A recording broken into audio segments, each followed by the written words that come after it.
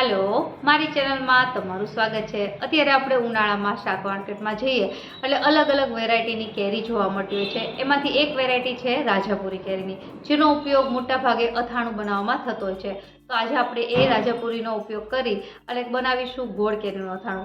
अने गोळ केरीनुं अथाणुं एक वखत जो तमे स्टेप बाय स्टेप शीखी लो तो आखुं वरस ए बगड़तुं नथी, कलर पण चेन्ज नथी थतो अने टेस्ट पण एवो ने एवो रहे छे।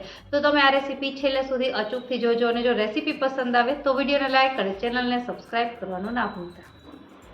तो लगभग बधा ज गुजराती अथाणा छे राजापुरी केरीमांथी बनता होय छे अने एक राजापुरी केरीनो वजन छे ए 300 થી 400 ग्राम जेटलो होय छे अने आ साइजनी एकदम मोटी ज आवती होय छे।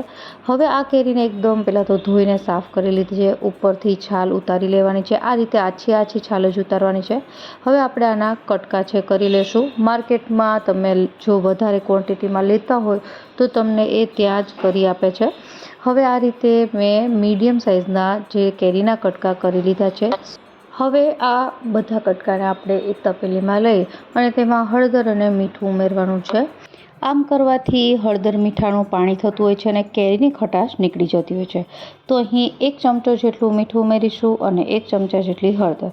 हवे सारी रीते मिक्स करी लेवानुं छे अने लगभग आखी रात माटे हुं एने राखी दईश। बने त्यां सुधी वधारे टाइम जेटલું राखो एटલું सारूं, नहींतर मिनिमम 5 થી 6 कलाक तो राखવું જ પડે। હવે અહીં ઢાંકણ ઢાંકીને રાખી દેશું। હવે આપણે ગોળ કેરી માટેનો બોળો વઘારીએ। तो बोळो वघारवा माटे मैं अहीं अर्धो कप जेटलुं सींग तेल लीधुं छे। गुजराती अथाणामां मोटा भागे सींग तेलनो ज उपयोग थतो होय छे। तमे कोई बीजुं तेल छे वापरवुं होय तो वापरी शको, पण मारा घरे सींग तेलमां ज अथाणा बने छे, जेने आपणे धीमा गैसे गरम करवा माटे राखवानुं छे। हाई गैसनी फ्लेम पर नथी गरम करवानुं। हवे अहीं एक मोटुं अने पोळुं वासण लेशुं अने एमां सौप्रथम आपणे उमेरीशुं धाणाना कूरिया। मैं अहीं अर्धो कप जेटला धाणाना कूरिया लीधा छे अने त्यारबाद राईना कूरिया। तो राईना कूरियानुं माप छे जेटला तमे धाणाना कूरिया ल्यो एना करતાં अर्धुं राखवानुं।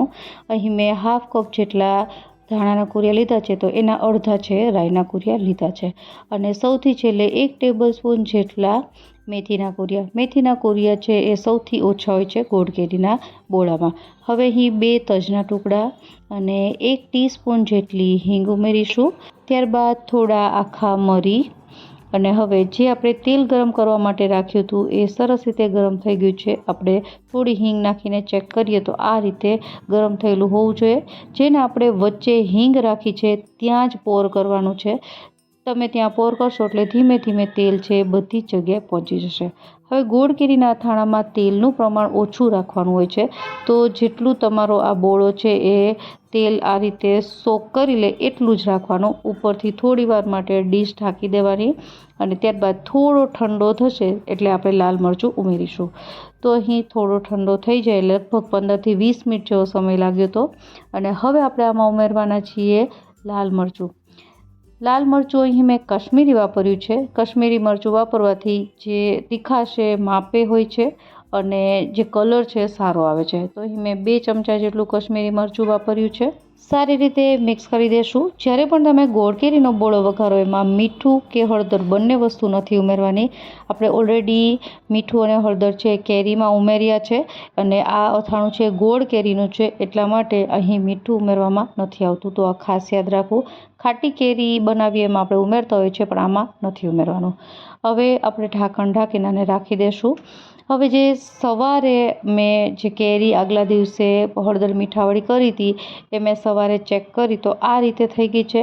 તો બસ હવે આપણે આ કેરી છે એને આવી રીતે ચાળણીમાં કાઢી લેવાની અને નિતારી લેવાની છે અને જે આપણે હળદર મીઠાવાળું પાણી થયું હોય એને ફેંકી નથી દેવાનું। ગોળ કેરીમાં કેરી સિવાય ગાજર, મરચાં, ખજૂર અથવા તો ખારેક છે એ ઉમેરતા હોય છે, એટલા માટે આ બધી વસ્તુને આપણે ખાટા પાણીમાં પલાળવાની છે। અહીં આ જે ગાજર છે એને મેં અલગ રીતે તૈયાર કર્યા છે।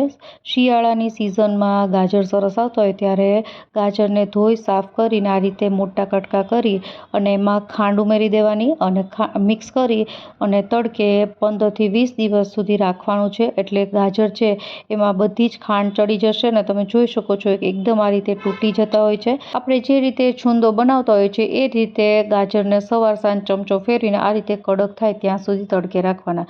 તો આને આપણે ખાટા પાણીમાં પલાળવાની જરૂર નથી. બાકી ખજૂર અને જે અહીં મેં તીખી મરચી લીધી છે એ બંનેને આપણે ખાટા પાણીમાં પલાળીશું. મરચીના બી છે એ કાઢી નાખવાના અને તમે ખજૂરની જગ્યાએ ખારેક લઈ શકો અને તીખી મરચીની જગ્યાએ જે મોટા મરચાં આવે છે એ પણ લઈ શકો. હવે આ ગાજર મરચાંને હું 2 થી 3 કલાક માટે પલાળી રાખીશ. મારી પાસે ખાટી કેરી બનાવી એનું ખાટું પાણી પડ્યું હતું તો એ મેં આમાં એડ કરી દીધું છે અને 2 થી 3 કલાક માટે આપણે એને સાઈડમાં રાખી દઈશું. અને ત્યાં સુધીમાં જે આપણે કેરી નીતરવા માટે રાખી હતી એ નીતરી ગઈ છે. તો એને આપણે કોટનના કપડા ઉપર પંખા નીચે 5 થી 6 કલાક સૂકવવાની છે. કોઈ પણ તમે અથાણું બનાવો એ બધી જ વસ્તુમાં જે કેરી, ગુંદા એ બધી વસ્તુ પંખા નીચે સૂકવવાની, જેનાથી એ ચવડ ન થાય.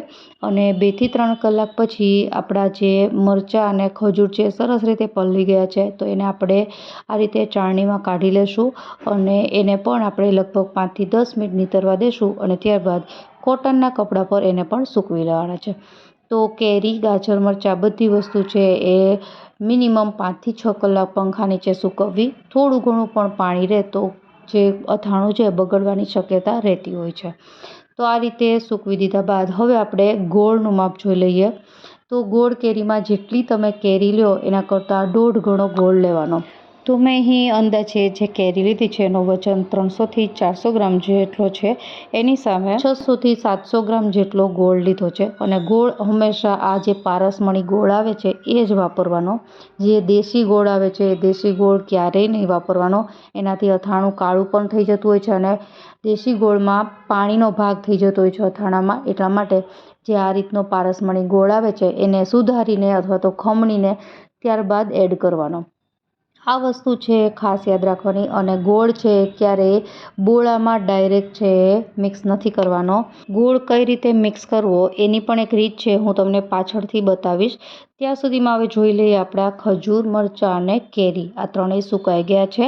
તમે મારી ખાટી કેરીની જો રેસીપી જોઈ હશે તો એમાં મેં બતાવ્યું છે કે કેરી છે ક્યારે ઉમેરવાની. જ્યારે તમે કેરીને હાથમાં લઈને દબાવીને જુઓ, જો એમાં પરપોટા ન થાય તો એ કેરી છે પરફેક્ટ સુકાઈ ગયેલી કહેવાય. તો આપણી આ કેરી અને બધી વસ્તુ સરસ રીતે સુકાઈ ગઈ છે. તો હવે આ બધી વસ્તુને એક મોટી તપેલી અથવા તો એકદમ મોટું વાસણ હોય એમાં લઈ લેવાનું છે. અને જે ગાજર છે એને પણ અત્યારે જ મિક્સ કરવાના છે. અને સાથે જે આપણે ગોળ સુધારીને તૈયાર કર્યો હતો એ અત્યારે આમાં એડ કરવાનો છે. તો અહીં ગોળ સુધારીને કે ખમણીને એટલા માટે લેવાનો કારણ કે પારસમણી ગોળ એકદમ કડક હોય છે.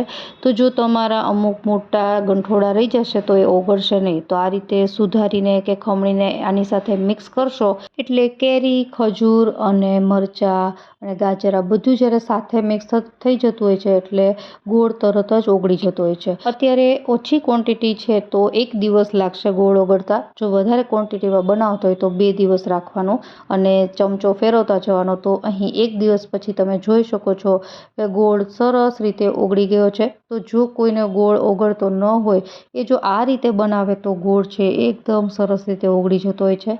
હવે આપણો જે બોળો વઘારીને આપણે તૈયાર કરીને રાખ્યો છે એ પણ સરસ રીતે સેટ થઈ ગયો છે. તો હવે જે ગોળવાળું આપણી કેરી, ગાજર એ બધું છે એ આમાં એડ કરી દેવાનું છે અને સારી રીતે મિક્સ કરી દેવાનું છે. તો ગોળ કેરી છે તો એકદમ સહેલું બનાવવું, પણ જો અમુક સ્ટેપનું ધ્યાન રાખવામાં આવે તો તમારું પણ આ અથાણું છે સરસ જ બને છે. હવે સારી રીતે એને મિક્સ કરી દઈશું. તમે અત્યારે જ જોઈ શકો છો કે જે અથાણું છે એકદમ લચકાદાર બન્યું છે. પણ આ અથાણું છે અત્યારે ભરવાનું નથી. અહીં અથાણાને 5 થી 6 દિવસ બહાર જ રાખવાનું છે. સવાર સાંજ ચમચો ફેરવવાનો અને અથાણું તૈયાર થઈ જશે એટલે એકદમ લચકાદાર અને તેલ છૂટું પડી જશે અને ત્યારે આપણું આ ગોળ કેરીનું અથાણું બની ગયું કહેવાય. તો 6 દિવસ પછી હું તમને બતાવું તો અહીં તમે જોઈ શકો છો કે તેલ છે એ છૂટું પડી ગયું છે અને હું તમને ચમચો ફેરવીને દેખાડીશ એટલે આખું અથાણું છે ચમચામાં એક સાથે આવે છે, એક સરખો લચકો બને છે. તો બસ આપણું આ અથાણું છે તૈયાર છે. તો એકદમ જો સ્ટેપ બાય સ્ટેપ આ અથાણું બનાવવામાં આવે તો આ અથાણું પણ પરફેક્ટ જ બને છે. તમે જો પહેલી વખત પણ બનાવશો તો પણ તમારું અથાણું સરસ જ બને છે. હવે અથાણાને સ્ટોર કરવાની રીત છે. અહીં કોઈ પણ કાચની એરટાઇટ બરણીને ધોઈ સાફ કરી અને તડકે તપાવી લેવાની અને ત્યારબાદ આ અથાણું એમાં ભરી દેવાનું. આ અથાણામાં ઉપરથી જેમ આપણે ખાટી કેરીમાં તેલ રેડતા હોય છે એવું આમાં જરૂર નથી. તમે આ અથાણાને એઝ ઇટ ઇઝ આવી રીતે ભરી અને સ્ટોર કરી શકો છો. તો એકદમ સરળતાથી બની જતું આપણું આ ગોળ કેરીનું અથાણું તૈયાર છે. આશા રાખું તમને આ રેસીપી જરૂરથી પસંદ આવી હશે. ફરી મળીએ નવી રેસીપી સાથે. ત્યાં સુધી બાય.